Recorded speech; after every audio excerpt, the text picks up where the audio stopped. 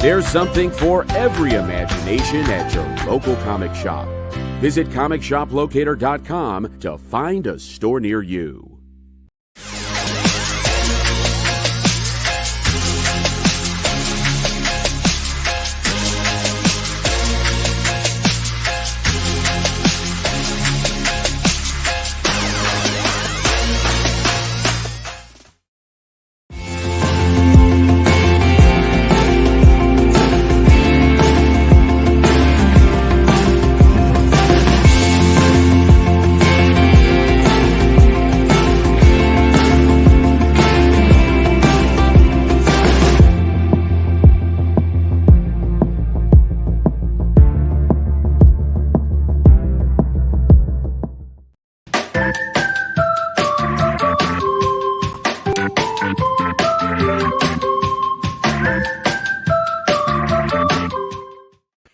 Hey, good afternoon, everybody, and welcome to the Dan Wickline Show. I am your host, Barry Allen. Not that one. No, not that one either. Nope, not even that one. Yeah, just forget it. So, it is Tuesday. We are back for another fun week of the show and covering pop culture and all the things that go with it. And today we're going to take a deep dive into the news coming out of this year's DC Fandom event. Now, they covered a lot of news ranging from the latest comic book stories to HBO Max series renewals and teasers for the big screen. This is the time of year where fans of the Warner Brothers DC Comics projects get all excited, but then it takes them so long for anything to come out, the excitement wanes. I mean, last year we had teasers for the Batman, Black Adam, Shazam, Fury of the Gods, and the Flash movie. And here this year we got teasers for the Batman, Black Adam, Shazam, Fury of the Gods, and the Flash movie.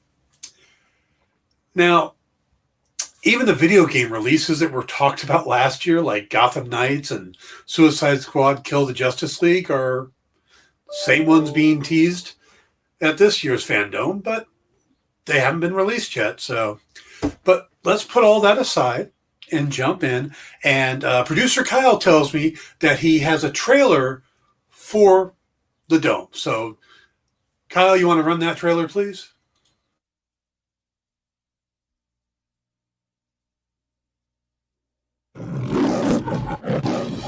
The Biodome, a pure, self-contained environment where 5 scientists are about to be sealed off from every conceivable form of contamination, except one. Well, check out that mall, man. Our dream is finally at hand. What kind of mall is this? Get them out of here! The doors are sealed for 1 year. We're stuck here. That's right. 12 months? Yes. 52 weeks? Yes. 385 days? Now, the whole world is watching as Bud and Doyle are separated from their loved ones. Learn about endangered species. They're the rarest Lepidoptera in the world. Experience nature firsthand. And become world-renowned protectors of the planet. Purple sticky punch, or hemp, is an excellent source of photosynthesis. Just because we're stuck in a bubble doesn't mean we can't cause any trouble. On 3, 3.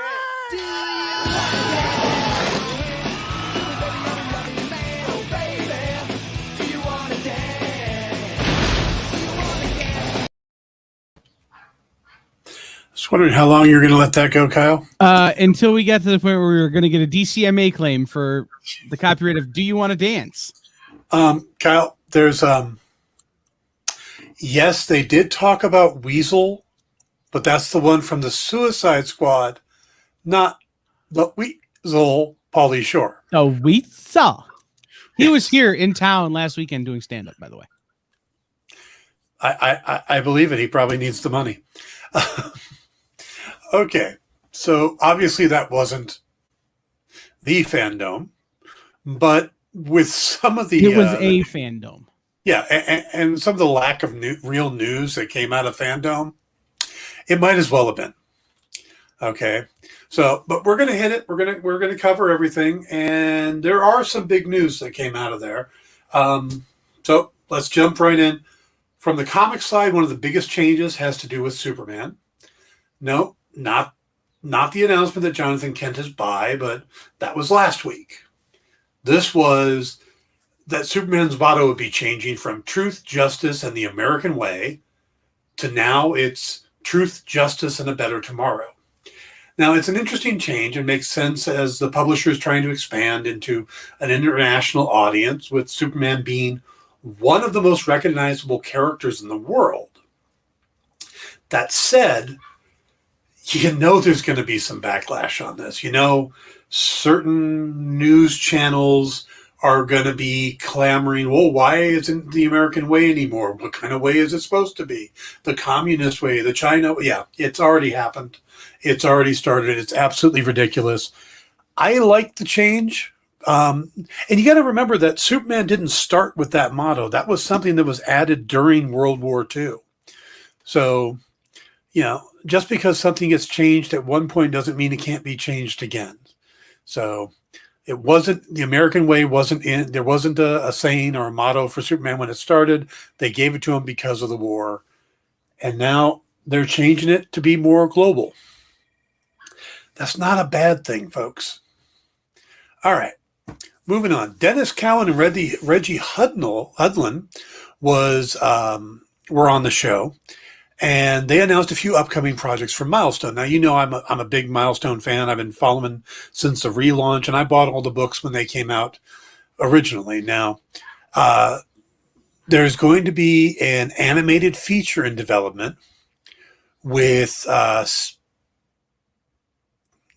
along with there'll be more static, more hardware, more Icon and Rocket. Plus, we're going to get the comic return of Blood Syndicate. Now, I know a lot of people that was their favorite Milestone title, so that's coming back. Plus, they announced there's going to be a 1,300-page softcover compendium collecting the original Milestone runs of Static, Icon, Hardware, and more. But the big thing they were calling the biggest thing they were talking about is they're calling the Milestone Initiative. And what that is it's designed to help the next generation of diverse comic book artists, writers, colorists, editors. They don't mention letterers, but come on, letterers too. This will include a 1-week in-person training seminar in DC Burbank's offices, followed by an 8-week virtual technical training course through the Kubert School. So this is definitely some big news. And if you're a young, up-and-coming creator with a diverse background, this could be a great way into the door for you, you know? So, and my attitude is any door that opens, jump, go for it. You know, getting in is only the first part of it. Once you're in, it's staying in the industry. That's the tough part. So now also in comics, DC's Monkey Prince is going to return for a 12-issue series from writer Jean Luen Yang and artist Bernard Chang. Now, if you're not familiar with the character, which I'm not very familiar with them either, but there's a short story with the character available now on DCComics.com. So if the Monkey Prince is something that interests you, swing on over to DC Comics and take a look. Now, that's the main comic stuff. There's also talk about the big Wonder Woman 80th anniversary. There's going to be a big push story-wise there. I don't remember off the top of my head what they're calling it. It might have been not the Trial of the Amazons, but it's focusing on all the Amazons. We got Nubia now and Hippolyta, you know, so it's more than just Wonder Woman. They're focusing on the whole line of Amazonian characters. So if you're a Wonder Woman fan, now you're going to get a lot of it. So start saving your pennies. You're going to need it. Okay, let's go ahead and switch over to the animated world. And they talked a bit about 2 upcoming series.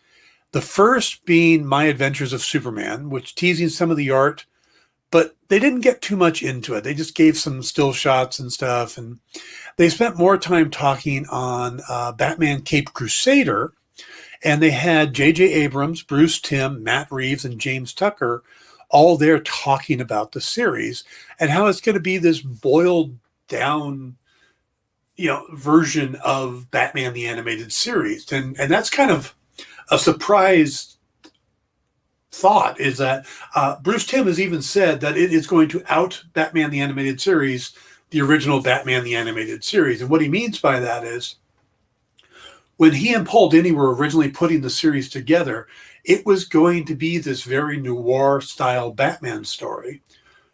But it got, there was only so much they could do with it being an afternoon kids cartoon, and, focused on, well, they needed Robin, they needed this Batgirl, and all this other stuff brought along.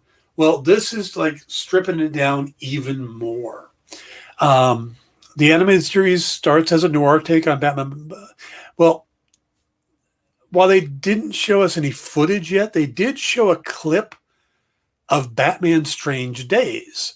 Now, this is the animated short story that Bruce Timm made back in like 2014 for Batman's 75th anniversary. And what we learned is that this was really his proof of concept for what the new series would be. So he's had this in his mind for a while. Then they brought in J.J. Abrams and Matt Reeves. And, of course, Matt Reeves is the current director on The Batman. And J.J. Abrams is actually a good friend of Matt Reeves. So they're executive producing it together along with Tim. And James Tucker is another producer on it, but he's not one of the executive producers. Now, you can expect the animation to look similar to what we saw in Strange Days, and you can find this on YouTube. So if you haven't seen it yet, just put in Batman Strange Days or Batman Bruce Timm 75th anniversary. You'll find it. But you can expect it to look similar, but in color, as that he did this one in black and white. Now, one of the interesting things here was the feel for the short is very much the early days of Batman, but done in Bruce Timm's style. So you've got the more thin, pointed ears. I don't know if he actually had the purple gloves on, if they're going to go all the way that far back, but it does have that early Batman feel to it. Interesting enough, there wasn't very much dialogue in the short, but he got Kevin Conroy to come back as Batman. He got Tara Strong to play the kidnapped woman, and Brian George stepped in as Hugo Strange. Now, I haven't heard anything about Conroy coming back to voice the Caped Crusader, but we'd all love for him to. It's kind of the thing, right? We want Kevin Conroy. I put that out of place. Okay. They also dropped a trailer for Young Justice Phantoms, and there was an unfinished art trailer for season 3 of Harley Quinn. And that was a lot of fun because they had Kaylee Cuoco voicing the animated version of Harley, talking to the audience, and Ron Funches talking for Killer Shark. And those two are great. I absolutely love them. I love the series. But basically they were going on about how long it's been and why it's taking so long to get this thing done. So the actual artwork is it's animated line art. They don't actually have it colored in or anything yet, but you can see some fun stuff, and they're kind of picking on the fact that it's not done. So, but we are going to get a 3rd season of that on HBO Max, which I think is great. They also gave us a trailer for the upcoming animated feature Catwoman Hunted, which has Selena teaming up with Batwoman with an animation style that's more reminiscent of manga rather than the look they've been using for the more recent films like Batman The Long Halloween and Superman Man of Tomorrow. In the film, Catwoman is supposed to be forced to help Interpol capture this powerful consortium of villains in exchange for her record being expunged. Also, coming up with, there's going to be a new collection of DC Showcase, which is a bunch of animated shorts. And one of them is going to have Matt Ryan returning to the role of Constantine. So even though he's stepping away from him in Legends of Tomorrow, he's going to reprise this role as Constantine once again for another animated short. There's going to be another animated movie of, well, this one's interesting. They're going to combine Teen Titans Go and DC Superhero Girls into Mayhem in the Multiverse. There's supposed to be a Green Lantern animated movie called Beware My Power, and a Battle of the Super Sons. So, don't know if those are going to be in this new universe that they're creating that has Flash and Superman and the Justice Society so far. They are going to do a deluxe edition of The Long Halloween, which just came out as a two-parter. They're going to combine them together in one set.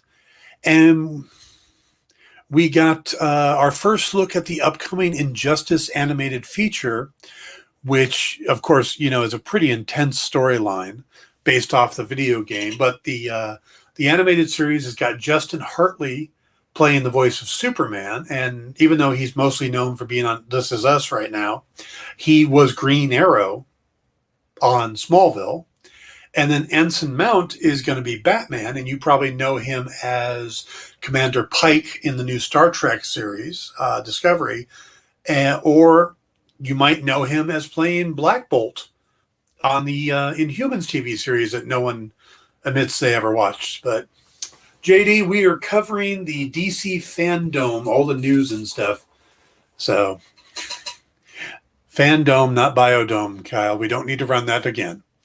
So, all right, we're going to keep moving on here. We're going to move. As we move into live action, one of the things we got, it was interesting. It was just a teaser image for the upcoming Netflix adaptation of The Sandman. And it showed Gwendolyn Christie from Game of Thrones and the Star Wars trilogy. What do we call that third Star Wars trilogy besides bad? Well, she's going to play Lucifer Morningstar in the upcoming Netflix adaptation of The Sandman. Now, Kyle and I were just talking about the Sandman audiobooks that are running over on Audible. I've gone through the first one. I got maybe 40 minutes left from the first one I have to finish, and he's already into the second one. But that is really great. So if you're an Audible listener, I do recommend the Sandman series over there. But it looks like we're going to get that live action one on Netflix. I'm going to be curious to see how that works out and the cast they put together and all of that. So, one of the things, and it was one of the first things they covered on what do we call the new trilogy? One of the biggest missed opportunities in cinema history. Yep, I'm with you on that one, JD. All right, so one of the big things that they covered, at least they made it into a big thing, and for me it kind of is. When the CW started doing the Arrowverse, I was on board. Green Arrow is my favorite character for the DC character, from the DC comics, and I really liked what they did. It was a bit Batman feeling, but Green Arrow originally was a Batman clone, so I kind of accepted that. I liked Stephen Amell. I got really into it. And then they spun off into The Flash. And his costume that first season wasn't very Flash feeling. I mean, it was red, had a little bit of gold, but the logo on the chest was a gold circle with red background. And it was like an all red suit. There really wasn't much color to it. There was little touches of yellow, but overall. And as the series has progressed, they've gotten a little closer and a little more closer and a little more closer. And I think like season 4 was still my favorite suit. And then they did this real bad helmet thing for one of the seasons. That was awful. Well, eventually they changed the logo from its red to the more comic accurate white. And his overall costume has been changing quite drastically over the years. But now for the first time with season 8, the Flash is going to have his gold boots. The ones like he has in the comics. That's the one thing they hadn't done in 7 seasons is he was running around with red boots that matched the rest of his costume. And I know Grant Gustin had been wanting this for a while. Fans have been wanting it. So we got our first look at him in the gold boots. They literally gave us still shots of the gold boots and then him in the gold boots. That's how much they wanted us to see it. Now, they could have just had him show up in the costume with the gold boots, but no. They just gave us still shots of him in the gold with the gold boots and stuff. But it's a big deal to fans for the Flash. I know Nick is going to be really happy to see him wearing the gold boots and probably looking about as comic accurate as he can get.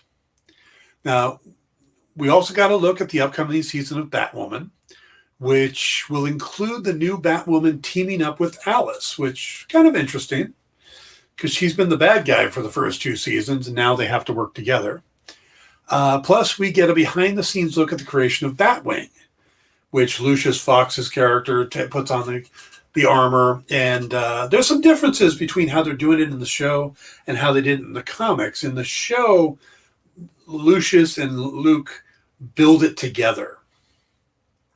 In the comics. In the show, Luke finds it. It's based off the drawings that he had done as a kid, and Lucius had built it from those drawings. So, little different, but it was kind of cool, and I look forward to seeing how that character is going to play out. They also had a video. It was a farewell tribute to Supergirl that brought back most of the characters from the show's 6 seasons, including Mehcad Brooks, Jeremy Jordan, Melissa Benoist, David Harwood, and Kyler Lee, who were basically the original cast of the series minus Callista Flockhart. Now, I don't know why they didn't bring Callista Flockhart back, but we also got a very dark look at the season finale of Stargirl. And they also gave us a video clip of 100 episodes of DC's Legends of Tomorrow in 100 seconds, because the show is coming up to that milestone. Now, what's interesting is that what they didn't drop at Fandom, but have dropped this week, is a teaser trailer for the upcoming Flash crossover. Well, it's not really a crossover event because it's all going to take place on the Flash, and that's because of COVID. You know, you can't really jump around shows to shows without having quarantine time and whatnot. But it's going to be that 5-part Armageddon series, and they've put a teaser trailer out for that. But I don't know why they didn't do that at Fandom. That seems like it would have been the perfect time to go, hey, look, we got this big event coming up on the Flash. We're going to bring back Black Lightning and Green Arrow's daughter. And who else is coming? I think Kyler Lee is coming over from Supergirl. There's a couple others that are coming into it too. Ray Palmer is back.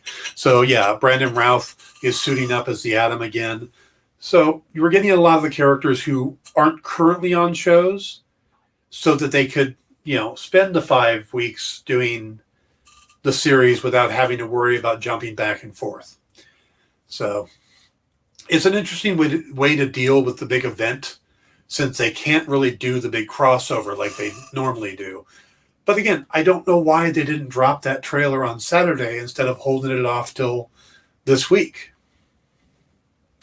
Anyway, let's move on from the CW to HBO Max, which, again, we already talked about the Harley Quinn animated series, but some of the live action ones, this was their chance to give the renewals, which was interesting. Both Titans and Doom Patrol will be moving forward with the 4th season. Now, the streaming service, they're currently showing the 3rd season. At least I think Titans is still going on, and I know Doom Patrol is still in action. So the 3rd seasons are going, but we're going to get a 4th of both of those. I'm behind, so sue me. But to me, the biggest news is that not only is Pennyworth getting a 3rd season, but the spy thriller is actually going to move to HBO Max, with the previous 2 seasons moving as well. So sometime early next year, we're going to be able, so if you haven't been able to catch it on, I think it's Stars or Encore, it's one of those other channels. Well, it's going to go, you're going to be able to watch the first 2 seasons, which is, you know, the future Wayne Butler making, you know, it's going to move over to HBO Max. So we'll actually be able to watch it for anybody who hasn't had a chance. I've literally thought about buying it on Blu-ray just to watch it. Now, for those of you who haven't had a chance to see the series, we'll finally be able to catch up. But the series is from Gotham creator Bruno Heller, who also created The Mentalist, which was a cool series too. And it stars Jack Bannon, Ben Aldridge, Ryan Fletcher, and Dorothy Atkins in what is basically the origin story of Alfred Pennyworth as he goes from being a special forces soldier living in London to eventually working for Bruce Wayne's father. Now, fun piece of trivia. And since I do the Monday Caine every week talking about Michael Caine movies, this is a neat bit of trivia having to do with Michael Caine. Well, in the TV series, Pennyworth, Alfred lives on Micklewhite Avenue, named after Maurice Micklewhite, the birth name of Michael Caine. And of course, Michael Caine played Alfred in the Christopher Nolan Batman films. So, nice little connection there. But I don't know if you guys knew Michael Caine wasn't his real name. So, yeah, Michael Caine. I can't do that one. I can do Sean Connery better than I can Michael Caine. He's a tough one. But people who can do him tend to nail it. You know, Craig Ferguson used to do a great Michael Caine. He even did little vignettes about it and stuff. All right. Let's go ahead and cover a little bit more, and then we'll go to break. So we got some updates on 2 different Ava DuVernay projects. The first being DMZ, which will be a 4-part adaptation of the Brian Woods, Riccardo Burchielli comic series from the same name. The series is going to focus on the DMZ that exists during the Civil War between the secessionist Free States of America and the United States of America.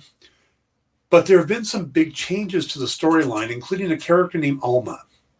Now, she's going to be played by fan favorite actress Rosario Dawson.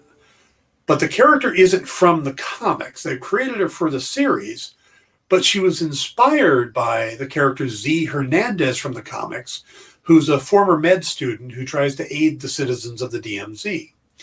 Now, along with that, so we got word about that and was talking to Ava DuVernay about that. Then we also got a quick scene from the upcoming series Naomi. Now, Naomi, of course, is based on the comic from Brian Michael Bendis, David F. Walker, and Jamal Campbell. And the clip focuses on the series star Casey Wallfall as she gets this notification that something big is going to happen, and she runs out of class and skateboards across town. But as she gets there, she seems to be reacting in some weird way and passes out. But as she's laying on the ground and she just kind of glances up, and you see this quick flyover by some guy in a red cape. Who? Well, there's probably a good guess who it is, but yeah. So that's Naomi. That's what we're going to hit so far. Let's go to a quick break. We'll come back and we'll get back into it. We still have more TV to cover, some video games, and the big movies. So be right back.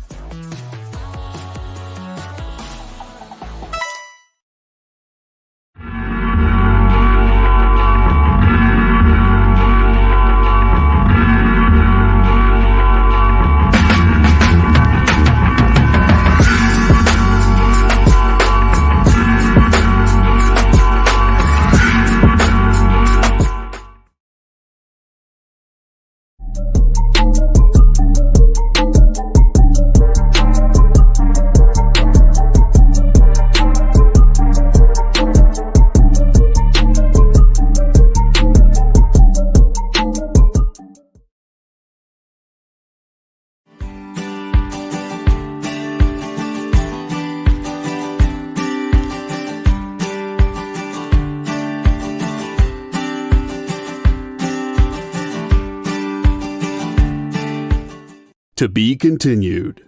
3 little words that hold the secret to the next great story. 3 words that will thrill you, confound you, give life to new possibilities. Every variation of To Be Continued is a promise of adventure, a promise of excitement, a promise of unseen wonders and unexplored worlds. A promise that every issue you read makes you a part of a never-ending journey, and behind every page there will be an unopened door waiting for you. This story to be continued at your local comic book shop today. Visit comicshoplocator.com today. I'm Thomas Munn with Blue Juice Comics, and you're watching The Experience.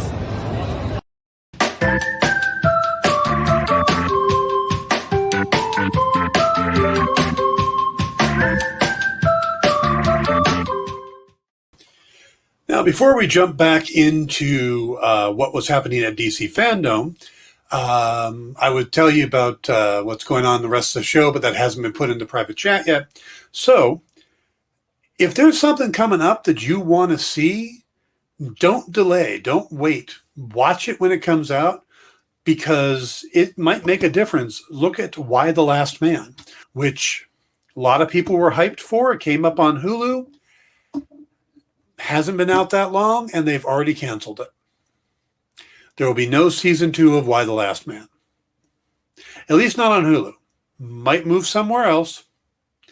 But so if you're looking forward to some of these shows like Naomi or the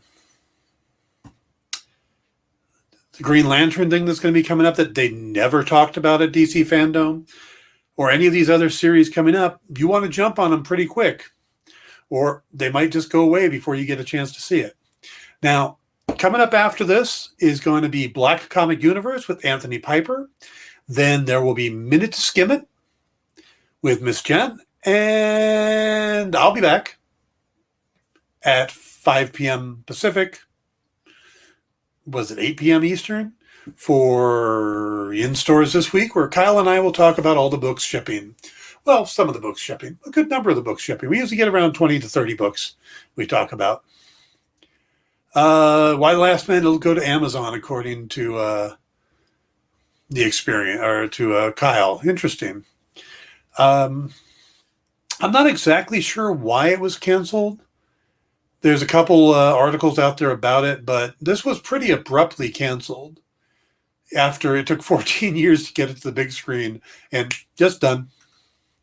So if I could pick up some more information on that, I'll bring it up tomorrow during the show. But for now, let's go back to the Fandom.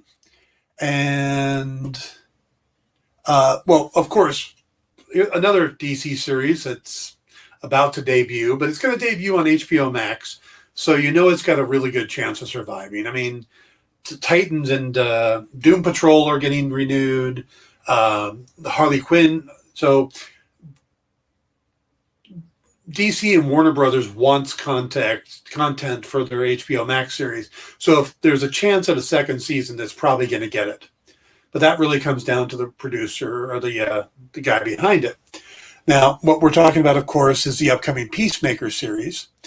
And it seems like another James Gunn production, as everyone seems to love hanging out together. There was a panel for it, and they were all, it was like a Zoom meeting style panel with just about everybody loving on each other, and, you know, oh, it's so good to see you again, blah, blah, you know, the standard. But it seemed like everybody was quite surprised to learn that Freddie Stroma, one of the new characters in the series, who's playing Adrian Chase, you know, the vigilante, everybody was surprised he had a British accent. So I guess when he was on set, he stayed in character, or at least, you know, dropped the accent. So they're all sitting there listening to him, wait a minute, this is wrong. But if you haven't seen any of the trailer or the clip yet, the neat thing about Vigilante is, like Peacemaker, they're doing a very comic accurate costume. Now, along with John Cena coming back as Peacemaker, Jennifer Holland and Steve Agee are returning from the Suicide Squad movie as Harcourt and Economos, while Robert Patrick, Shakwati Iwuji and Danielle Brooks are all new characters in the series. The clip is pretty good, showing off all the humor and shows him driving around in what I can't tell is either a early to mid 70s Ford Maverick or Mercury Bobcat. They were basically the same car, but the taillights were different, and I'm pretty sure it's a Bobcat, but I haven't had a chance to double check that yet. But so he drives around in this old car, painted up red, white, and blue. He stands out like a sore thumb. He wears his costume everywhere. Oh, and he's got a pet. He's got a pet bald eagle named Eagly, and everybody on the show seems to think that Eagly will steal the show. So we'll find about that soon. That comes up early next year, and we'll get to see Peacemaker, which he was surprisingly good in the Suicide Squad. So I'm kind of curious to see what it's going to be like with him in the lead. I'm not a wrestling fan, so I don't come in with a predetermined like or dislike of John Cena. To me, he's just another actor. I look forward to seeing what they do. So this was interesting. They talked some about the new Batman Unburied, which is going to be an original narrative podcast that's going to air on Spotify. And it's coming from producer David S. Goyer. And if you're not familiar with Goyer, he was the driving force behind stuff like the Blade series of movies and stuff like that. And he was big for a while, kind of the driving force at Warner Brothers. And then he kind of faded out. So it's nice to see him back. The casting is interesting on this.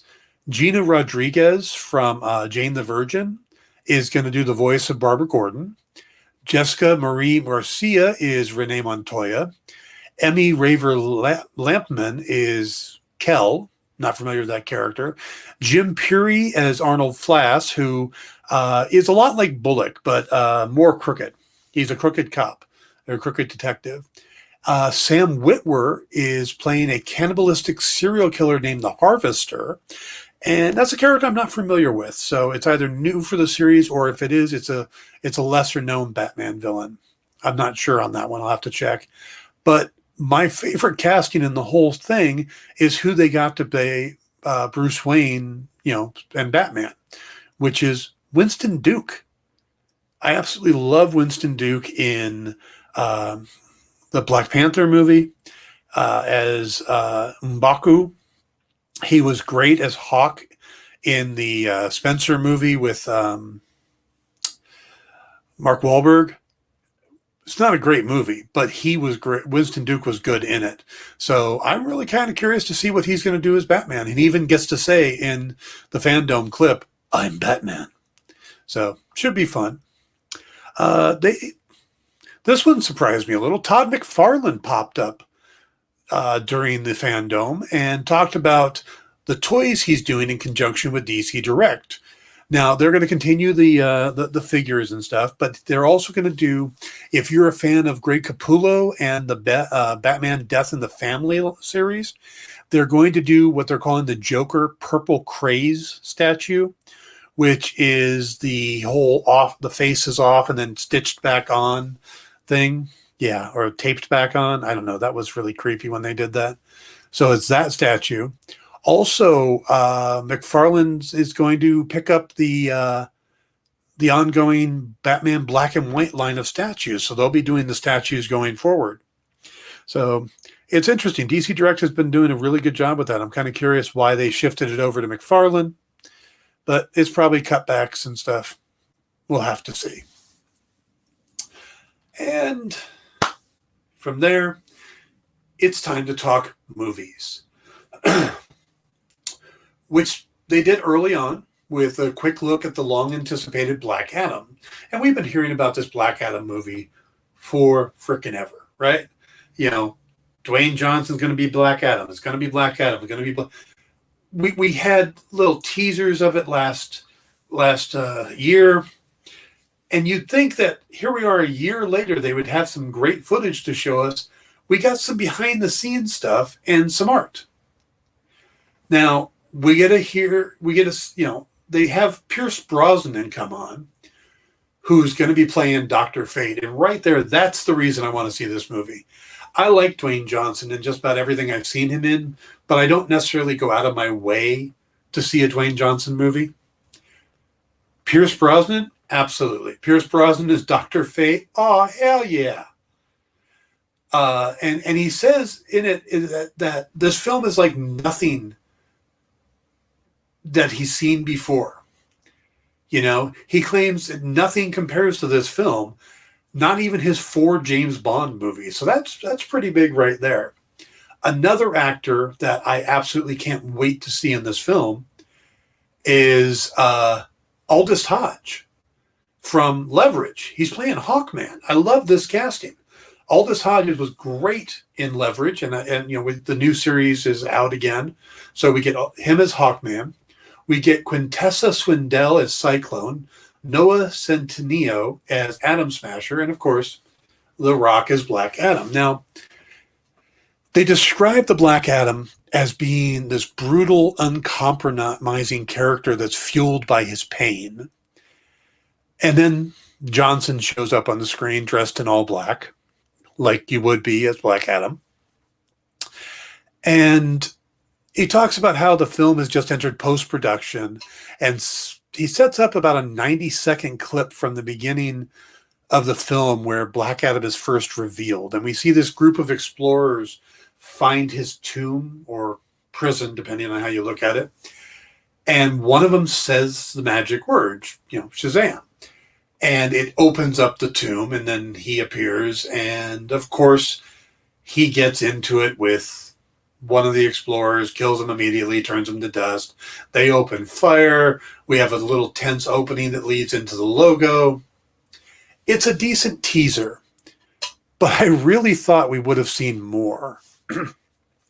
The behind-the-scene footage was more interesting to me, and we really don't get to see anybody in costume other than Brosnan holding the Dr. Fate helmet, which, we don't even get fan art, not fan art, but concept art for these characters, which we got concept art for Black Adam. Why aren't we getting, it just seems that a year later we should have gotten something more. But then again, I don't think it'll be out until after next year's Fandom. So they really are moving slow on these things. Well, another movie they were talking about is the upcoming Aquaman and the Lost Kingdom. Jason Momoa popped up to talk about it, and he showed us some behind the scenes shots and concept art. But we know he's going to be. We've seen the still shot of him in the stealth armor. Again, there's more they could have shown us, but James Wan promises that it's going to be more of a globe-trotting adventure that isn't afraid to embrace the fantasy elements. So now the original film did much better than expectations, but getting a sequel moving has taken a while, and the film isn't due out till December 16th of 2022. So hopefully we'll get more stuff as we get closer. But again, that's starting, you might start picking up on this, that I think DC Fandom, where the first year was spectacular, was a lot of fun. This one just felt like a placeholder. Like, the pandemic really screwed us up, so we didn't get very far. And I look over at Marvel and it's like, well, yeah, we got Eternals coming out, and Black Widow came out, and Shang-Chi came out, and we're going to have Spider-Man come out. And yeah, we're moving our slate of movies back a few months. But other than that, everything is coming out, and we got all these DC or these Disney Plus shows coming out. And looking over at Warner Brothers, and they're like, well, we haven't finished the art on Harley Quinn yet. All right. Another film long in the works is The Flash, or Flashpoint, depending on what they're going to call the movie. And this stars Ezra Miller reprising his role from Zack Snyder's Justice League. And it's being directed by Andy Muschietti. And there is a clip, but it's more of a hodgepodge of images. It's not even really a teaser. It's just, but it shows him in the new Flash suit, which I'm happy for because the old one was kind of horrible. But the new one looks much sleeker, much more form-fitting, and it's got a lot of the gold lines in it that we see in like the new 52 version of The Flash. But there's also another version of Barry Allen who looks like he's in a homemade costume. That's also played by Ezra Miller. We get to see Sasha Calle, but not in her Supergirl costume. And while we don't get to see him, it seems like Michael Keaton is narrating the clip, asking questions, and we get a silhouette that is definitely the Batman 89 headpiece. And then there's a scene with Ezra Miller standing by a covered car and is about to pull the cover off of it. And it's definitely the shape of the 89 Batmobile. So they tease that. But again, I don't know why they're teasing it. We all know that Michael Keaton's going to be Batman in it. Why not just show him or show Ben Affleck? They don't even show Ben Affleck in the clip. You know? Now, you can piece together some of the plot which borrows from Flashpoint comic story, and it might have swapped, maybe what we're going to get is, pretty much what we're thinking, what we're seeing is that the 89 Batman might end up playing the Thomas Wayne role from the Flashpoint series. Or he might end up playing Thomas Wayne. That would be an interesting twist as well. They haven't said he's playing the Batman. They're saying he's going to be in the bat suit. But Thomas Wayne plays the Batman in Flashpoint. So he may not be the same Batman. We'll have to see. They also talked about Batgirl, which was interesting. They had Leslie Grace, writer Christina Hodson, and directors Adil El Arbi, and Bilal Fallah. And they spoke about bringing Barbara Gordon to life as the head of her own live-action movie. Even though it's going to be an HBO Max movie, it's a full-length movie. Now, Grace discussed how refreshing it was to read a female superhero that has grit, but is very sincere and almost eager to prove herself. And the directors, meanwhile, promised that the fights in the film will be pretty realistic, and Grace has been training to ensure she can pull them off. And finally, it was confirmed that Barbara Gordon will have a full cowl and red hair in the movie. And we got a new concept image of Batgirl's suit was shared. So it looked pretty cool. Now, there's also been rumors that there will be a Batman in the film. But they haven't said which Batman. Now, it's been announced that J.K. Simmons will be reprising his role as Jim Gordon, which means that this should be in the Ben Affleck Batman universe. But will it? Will it be Ben Affleck? Will it be Michael Keaton? Will it be Robert Pattinson? I don't know. Maybe it'll be George Clooney, Val Kilmer. Who knows? We're kind of all over the place with Batman at this point. You can't swing a dead Catwoman without hitting a Batman. Now, yesterday we learned that Bad Boys for Life actor Jacob Scipio has joined the cast, but they haven't announced who he's going to play yet. But my guess is he's going to be a villain. Just thinking, because we haven't heard about any villains yet for this series. Now, he may be a henchman, he may be a big bad, who knows, but we'll see. But things are definitely moving forward, which is nice to know, that we're finally going to get some, that's going to start going forward. Looking forward to seeing that. No, it won't be Adam West. Sadly. You know what? I'm not a huge fan. Ezra Miller is probably not. If they recasted Ezra Miller, I wouldn't have been upset. I liked Ben Affleck as Batman. I was fine with Ray Stevens. I was fine with Cyborg. I love Jason Momoa, Gal Gadot. Loved Ben Affleck. Those were all fine. Was never a big fan of the Ezra Miller portrayal. But, all right. Still chugging through here. There's a little bit more to cover, so we're going to keep going. We got a look at the upcoming Blue Beetle movie, a little bit, just a tiny little bit. It was pretty much just a still shot of the armor.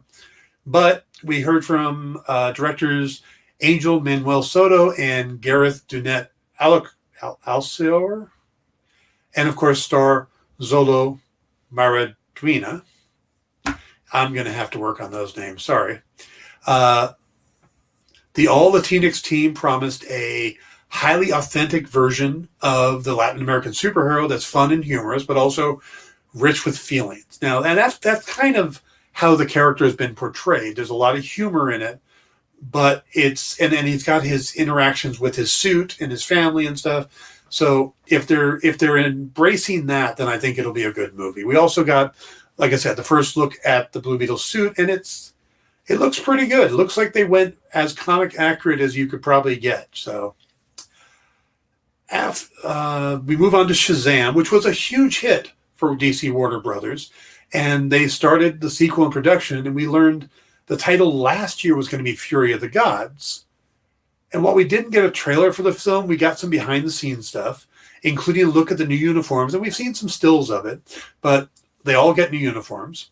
There's new sets, which has, instead of it just being Philadelphia and the Rock of Eternity, we're going to go to some more exotic places. So moving around. And we get our first look at Helen Mirren and Lucy Liu as the villains for the film.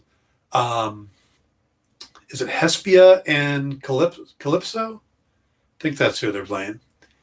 But they're the villains for the film. Now, the interesting thing for me was to see just how much Asher Angel has grown in the last 2 years. And it makes me wonder. In the first film, Grace Fulton played Mary Broomfield, but Michelle Borth played the superhero version of Mary. Now, in Fury of the Gods, they're not doing that. Fulton is going to be playing both roles. It's like, well, once the character gets old enough, and hits adulthood, when they transform, they get the powers, but they don't change look. They don't change shape or whatever you want to say. So that has me wondering, what are they going to do with a 19-year-old Angel? Will he want to wear the suit instead of Zachary Levi in the third movie? Because he's 19 now. If they do a third movie and we're like 3 years out from that, he's going to be 22, 23 years old. It's going to be, he's growing up faster than Tom Holland did. He doesn't look that young anymore. So something to keep in mind. And we got the highlights. The biggest highlight of the whole event had to be the Batman film. There was a panel discussion with Robert Pattinson and Zoe Kravitz and director Matt Reeves. And while it was entertaining, there really wasn't anything newsworthy in the chat. That would come later in the trailer, which we'll talk about right now, as it was about 2 minutes and 40 seconds. And it starts off with the GCPD racing into a diner to arrest who we assume is Paul Dano, playing Edward Nashton, the Riddler. And we see him leave a perfect question mark in the foam of his latte. And the cup, of course, is white with green trim because the Riddler is green. That's his thing. Now, he gives up easily, which makes me think that he wanted to be arrested. There was no traps. There was no fighting. He just simply he sat there waiting and put his hands up when the cops came rushing in. And it's the cops that arrest him, not Batman. Now, we then get a look at the new bat signal, which isn't like this clean cutout shape that we see in the other films and that's just put on the signal. This looks more like it was forced into place and broke some of the shutters in the process. And we get a voiceover from Pattinson talking about how fear is a tool and the signal is both a call and a warning to the bad guys in Gotham, which it's a good line. And we get some action scenes, and then Batman visiting a prisoner. And like in the first scene, we don't clearly get to see the face of the person. So we assume it's Riddler, but it might not be. Another voiceover has him saying that Gotham is a powder keg and the Riddler is a match. And we do get confirmation that's confirmation that he calls him the Riddler in the film. So that's interesting, because nowadays they seem to kind of gloss over the whole titles and, superhero names and villain names and stuff. So they're actually going to call him the Riddler. I like that a lot. And then we get more scenes with Kravitz, Selina Kyle, and her interacting with Batman. Not really with Bruce Wayne. They all seem to be with Batman. We finally get our first look at Andy Serkis as Alfred, as he tells Bruce that if he continues, he'll have nothing left. And we get a look at Colin Farrell as Oswald Cobblepot, though I don't think we can call him the Penguin at this point. But between the makeup and the voice, it's really hard to tell that's Farrell under there. I mean, he's really losing himself in the role, which is amazing. And it feels like Oswald Cobblepot, even though he's not like Danny DeVito size. He's big, but it's pretty cool. There's some more cool action scenes, including the one, there's this hallway fight scene, kind of like a Daredevil Netflix thing, but lit only by muzzle flashes of the guns trying to shoot Batman. Then there's a car chase as Oswald tried to get away from Batman, and we get to see the new Batmobile in action, and I really like the muscle car design they did here. And this chase leads into a very cool upside-down shot where Oswald's car is flipped over and he's looking out upside down, and you see the Batman walking towards him, but it's upside down because we're seeing it from Penguin's point of view. And that is a really cool shot. Now, the music is big and intense, as everything in this film is, and it has a definite noir feel to it, where the first trailer made you think Jeffrey Wright, his James Gordon, and the Riddler were going to be huge players in the film, but they're both kind of greatly reduced here, and we get much more of Selina and Oswald, but I have a feeling it would be kind of balanced out in the end, where Oswald might be kind of an introductory villain to establish the world, and then focus on the Riddler after that, with Selina mixing in to cause problems. And I'm curious why they're going out of their way not to show us the Riddler's face. We already know who the actor is. It seems like extra work for nothing unless there's some big twist coming. I really like the look of the film. Most of the cast looks spot on to me, but we'll have to see how it works out in the actual film, as I've seen a lot of great trailers for bad movies over the years. Now, this is the type of role that could change Pattinson's life if he nails it. We'll have to see on March 4th. Now, just to wrap this up real quick, we're running a little long, but my overall thoughts on the DC fandom was that it's hard to believe it's been a year since the last one, and while it was nice, it just doesn't seem to be the same amount of hype coming out of it now. A lot of that can be attributed to the pandemic, and many of these productions were stalled and just now getting back up to speed. But it seems like they could have given us some bigger reveals, shown us Keaton in the backsuit, or Affleck, or Momoa in the stealth armor, Brosnan as Dr. Fate, something to get the fans buzzing. The fact that I could summarize this 4-hour event into a little under an hour here means there really wasn't that big of news coming out of it. So maybe next year. So, all right, we are going to wrap this up here. It's been fun. Stick around for Black Comic Universe, followed by Minute to Skim It, and I'll be back with Kyle in a couple hours to talk about in stores this week. Good night, everybody.